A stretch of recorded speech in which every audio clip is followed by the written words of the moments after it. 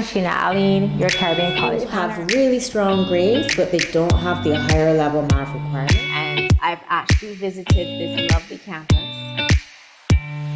Hi, I'm Sheena Aline, your Caribbean College planner and advisor at the Student Center.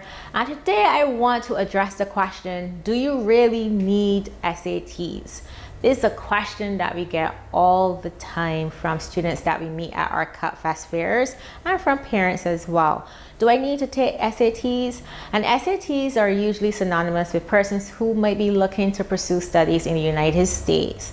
And to answer this question is not a straight yes or a straight no. I kind of always sit in the middle. It really depends on your situation. Now let's first discuss SATs and what they really are. SAT stands for the Scholastic Aptitude Test and is managed and delivered by the College Board. Persons use SATs when they're applying to schools in the US for entrance into an undergraduate degree level program. Now, prior to COVID, some schools were not test optional, meaning you were required to have SATs in addition to your qualifications from secondary school to gain entry.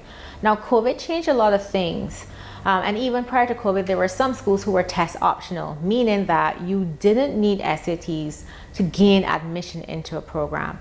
And they might put a caveat saying that it is recommended that you have SATs.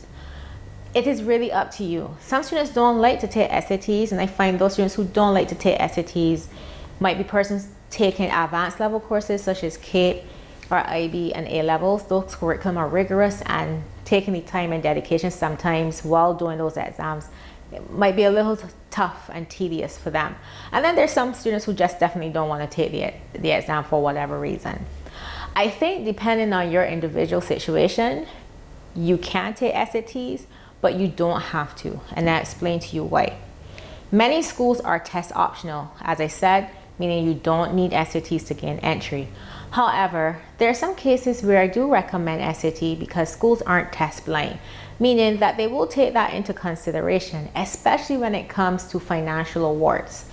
It's easier for schools to gauge your competency from the SAT score because they're all attuned to that exam in the US. So they might use that as a gauge to determine whether you are eligible for financial awards. Or it can also be used to help boost your eligibility as well. So say you didn't have a strong performance as you would like in the exam that you're taking, whether K, IB, or A levels, but you had a really solid SAT score, that can help balance out things sometimes depending on how the school will use that in the admissions process.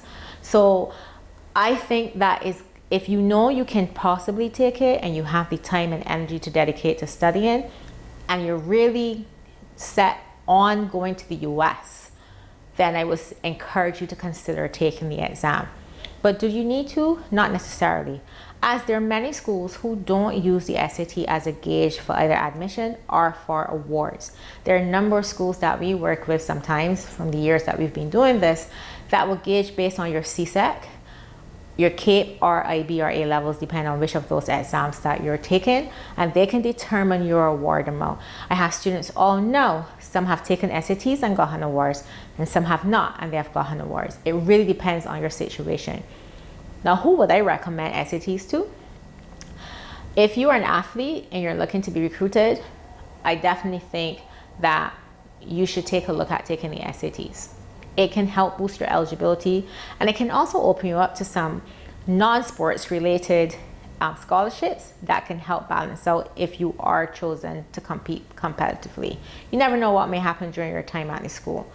Also, high performing, super high performing students, it doesn't hurt for you to take the SATs. You can take them, and depending on the schools you choose, you either use them or you won't use them.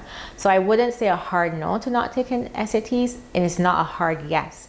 Really evaluate your situation. There are schools that offer pathways to taking SATs. Another group that I would recommend taking SATs, if you are looking at highly selective schools or Ivy League schools in the US, I definitely do recommend taking the general SAT test. I'll also be mindful that some schools may require subject SATs. A lot have changed since COVID, so some may or may not have that caveat, but do your research when you're looking at the admission requirements. If you know you don't want to take SATs, find schools that allow you to enter, still be eligible for awards without having to take them. But if you are open to taking them and you're going to dedicate energy to studying for them, go ahead and do it. I hope this session was helpful. I hope the information provided helped you to think about things a bit more and to do your own research. This segment was brought to you by the Student Center, your official guide to higher education.